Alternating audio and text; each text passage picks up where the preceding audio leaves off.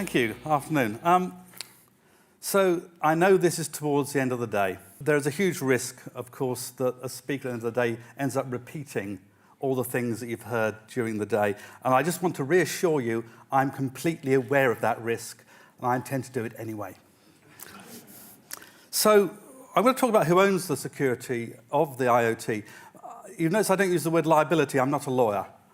And actually, we haven't run through those legal cases yet that has determined what the liabilities will be, although there may be some use cases that we could look at.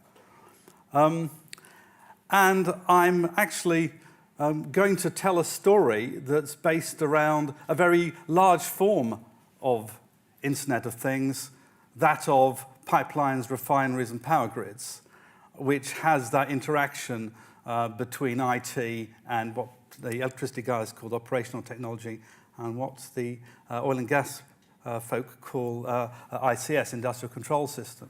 And there we looked at security, accountabilities, and responsibilities rather being just passed around from one to the other. So the first slide you've seen before was the Internet of Everything type slide. It really is everything, so how do you start to narrow down that who will actually be responsible for securing the things that are going on in that environment? I do like the quote from Jeff Immelt of GE, where he talks about the industrial internet, and he's talking about things like those jet engines being monitored real time. And he says, it's not a cartoon and it's not a PowerPoint. But actually, this is real. We do it as part of what we actually do. And I think that's increasingly the case, that people are migrating to even more consumer technologies in the industrial space. So I think what we can just safely say is, it's all embracing. So what does that mean when we start to look at the security and the responsibility? So I'm going to show you a picture. I'm going to reuse this picture several times. And the picture shows you some devices, whatever they be, communicating in a wireless way to some sort of hub or router. That then talks up into the cloud. There's some service application, one over to the left-hand side. There's a service application, two to the right-hand side. And then some agent broker may actually come to join the things together and participate. I don't know if you've been using things like Siri. When I tell my students, who does Siri belong to? If you want to know who it belongs to, ask Siri what the best phone in the world is. And actually, in fairness to Apple, it says, you must be kidding, surely. And then after that, if you keep on at it, it does tell you it's an Apple.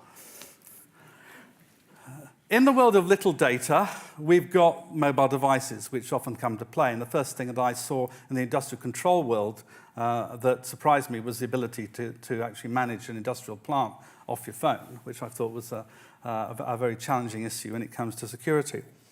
But what I want to talk about in this picture is, this could be an IT picture, couldn't it? So it could be devices at the bottom being PCs on a corporate network, communicating wirelessly. And then there might be another device somewhere else in the corporate network, and then cloud applications. This is standard IT.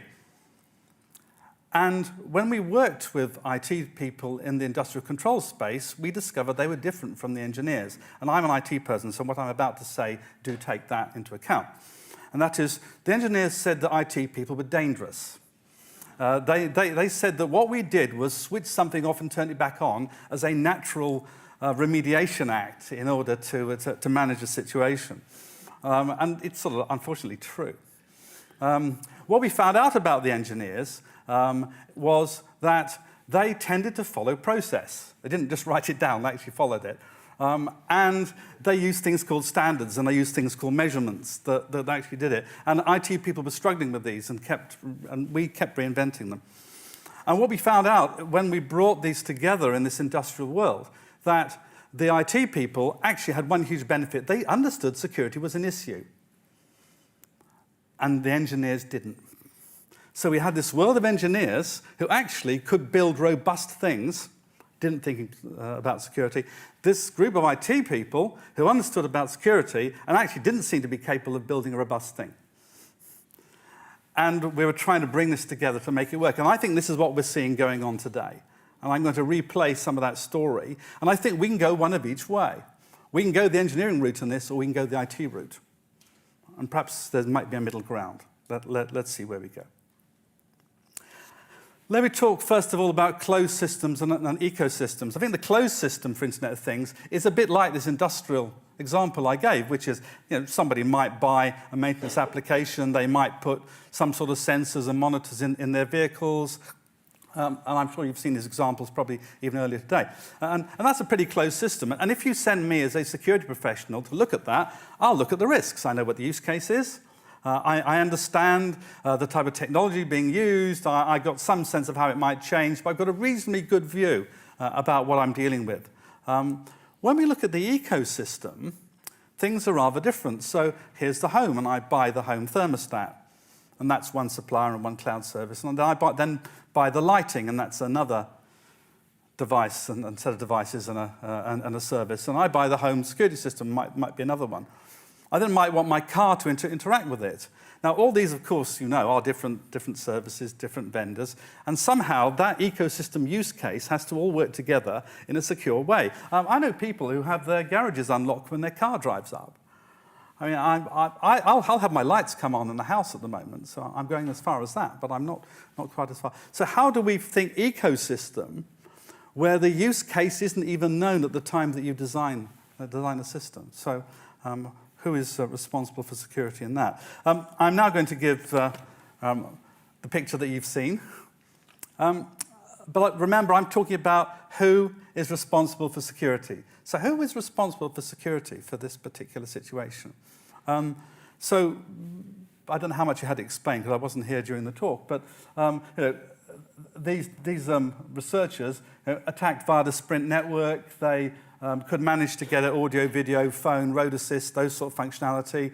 But then, of course, they worked out they could penetrate the controller, the V850, reprogram it, and get across into more interesting things like door locks, air conditioning, acceleration, etc.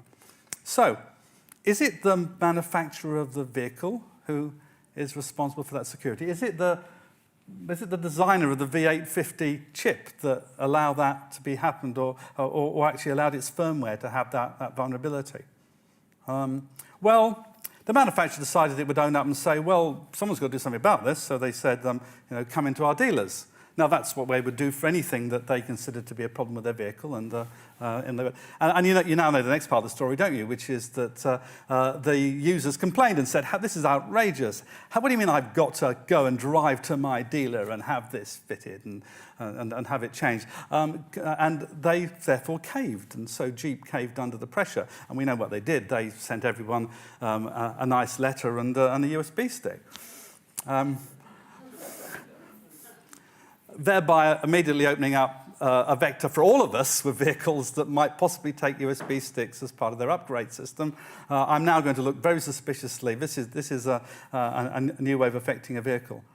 Now, what I think they did wrong when they sent out that USB stick, they transferred ownership of security to the end user.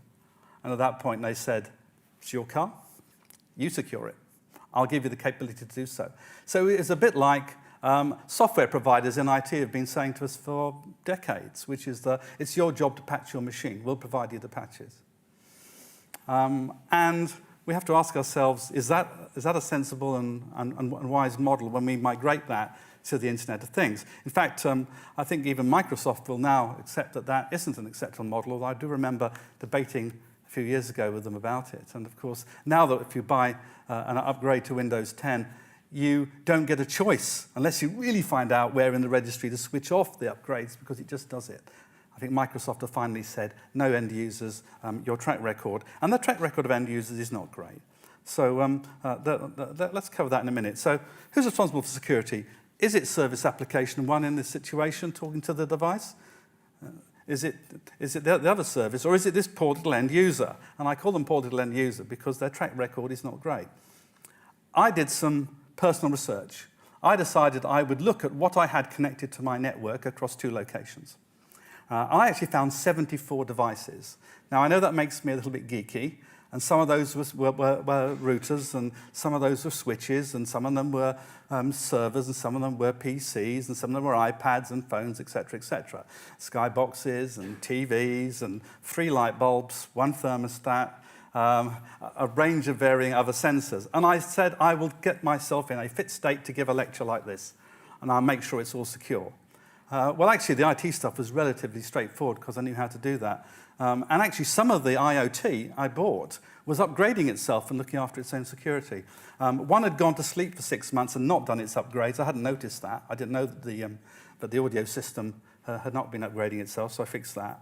The worst one, I had to find out who manufactured the board inside the device so I could find the website of the OEM, download the latest firmware, create an SSH session between my PC running PuTTY so that I could then do an upload. Now, clearly, the end user needs to do that, and my mother, in her 80s, is going to have to get on with that as a matter of course. Clearly, that's not right.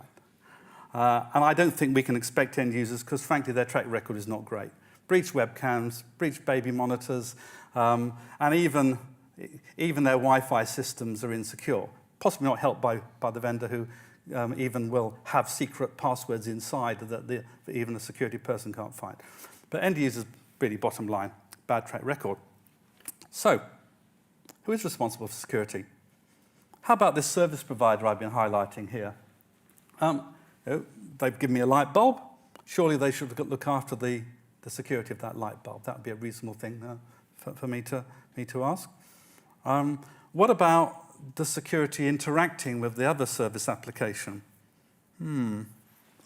Well, okay, let's ask the question. Are service providers looking after our security at the moment? Well, I said some are, some aren't. Actually, I think you remember the story of the televisions. That there were two examples, weren't there? One said to turn the camera and the microphone off, tick the box, and then the tick didn't do anything. And the other example was, in order to have the functionality that you wanted, the TV really, in its 46-page privacy policy, actually did say that you've got to have it all switched on in order for it to work properly. And I do like Michael Price, the academic lawyer, who got out 1984 George Orwell and the privacy policy, and he got the relevant paragraphs and sort of tried to match them up. So Big Brother is going to watch us. What's wrong with this? What's wrong with this is, I think it says that the vendor has got the wrong idea about what the user would expect. And I don't think the consumer product companies, who are, after all, telling the engineers what to build, don't yet have that security or privacy ethic. That if we are to trust them to be the owners of the security, that we would rely on them having. So, back to the story. Well, actually, let's look inside the device. And I've had a little OEM card pop out the side, and there's a chip on it. So, should it be the chip providers? I've seen a few presentations this afternoon about chips and their capabilities, and that's very good. Should it be the phone manufacturer because the service provider develops the app but not the phone? So, who should be concerned about the security? Who should own it? Well, let's look at the IT case. Well, we know that TPMs in IT kit have been around for quite a long time. I actually know companies that have deployed TPMs across IT kit and never switched on a single one. So just because you've deployed the capability doesn't mean you've utilized the capability. And so one of the lessons that we've had, certainly in the IT world, around security, is that you've got to look at the whole thing with absolute intent that you'll go forward with only the security service, and it won't just be, oh yeah, I've got a chip in there, I might use it sometime, perhaps. And the hard bit is not the chip. Apologies to the chip manufacturers, because you guys have had it sorted for a long time. The hard bit for everybody else is getting to integrate it and use it in a secure way. And that's what tends to hold people up. So I think the service provider is in a fairly good case to sort of do a reasonable job to try and worry about the security of this. And perhaps, as I say, in some cases in my house, they were starting to look after that. However, in other houses, they haven't done a great job. This was HP's research back in 2014. You've had all the vulnerability stuff. I did think the smart toilet attack was probably the most entertaining, but anyway, we'll move on. So why aren't we getting it designed and deployed as secure if, frankly, the service provider should be the one that's worrying about it, if that's the case? Do IT systems get designed and deployed as secure? Interesting question. Well, actually, those who work in security will know when security gets thought about quite often, which is when you do that pen test just before it goes live. And then you discover that it wasn't built with a development life cycle that actually allowed the code to be created without some of those flaws in it that it shouldn't have had in the first place. So security is still lagging in this afterthought. And this idea of build-in security, security by design, is still surprisingly difficult to deploy across many organizations. And that's the world of IT. That's not the world of safety and engineering. The world of safety and engineering actually says, I need that certified. I'd heard the previous speaker and what he meant about certified, but hey, how about having it certified that it can actually upgrade itself and look after itself in a secure way? At the moment, we don't have that in so many cases. And so we have a world where actually, well, I'll accept what I have. Common criteria, how many of us fought and struggled to get anything through that process unless there was a strong government backing. I give this talk and my student says, oh, Paul, we've tried this for decades. You're just wasting your time. We just don't care enough about security to do it right. So who is responsible for security? And we back down to this portal end user. So here I am at home now struggling to deal with this. And I can buy secure devices. Hopefully they're looked after by service applications. Well, actually I can't because I don't know how secure they are. I've got to do a lot of work on them. But let's say I can. I've still got this ecosystem problem. Someone described it as your fridge attacks your TV, which is a strange concept. But I guess if it's a different manufacturer, perhaps you can knock it over and make it less reliable, and then you want to buy from the other manufacturer? Or is that a surreal concept? I gave this a bit of thought, and I think I can extrapolate from the talk that went before me. So how about the hub? Why about the hub, rather than being a security problem, the hub being a security solution?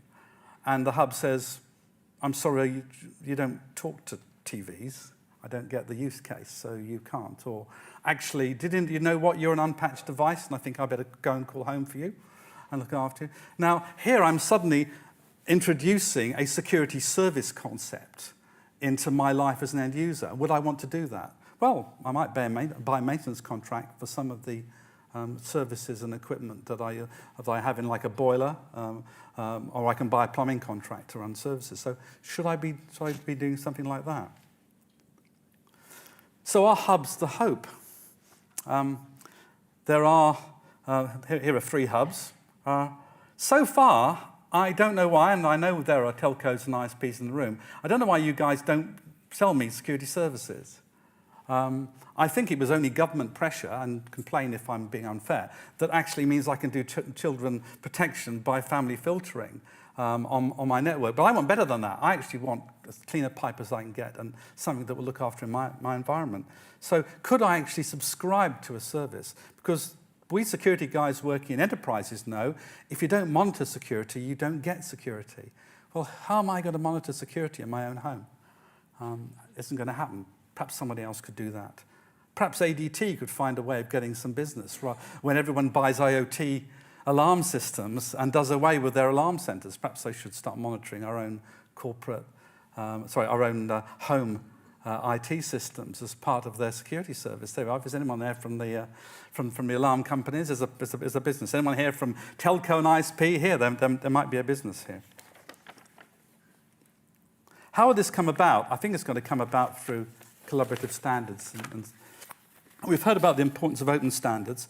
I think open standards are great, but I know what tends to happen is that industries and collaborative groups will tend to drive things a bit faster. So I've listed some of these up here in terms of the industry initiatives, and if I've missed yours, sorry, and I'll happily add it to the list. I won't name it. I did go to one of them and said, great, I'm looking at security in this environment. Can I have a copy of your security standards? After a bit of complaining, they eventually gave it to me, and it had half of it with this section saying, to be completed, which I thought was a bit depressing in terms of a standard. But hey, there are some initiatives that will deliver. I work in the energy sector, so I'm pretty happy with the work that's being done around things like smart metering and also the smart grids in the sector.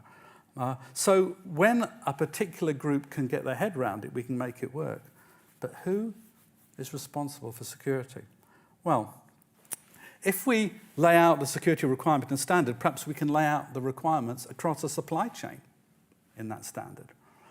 So back in my days, again, of defining a system in oil and gas, if we wanted a secure refinery, we needed it to have a secure process plant. That needed it to have a secure operating system that was provided by a different manufacturer. That needed it to have other secure components that were structured up. And we had this cascade of who is responsible for security that ran down that.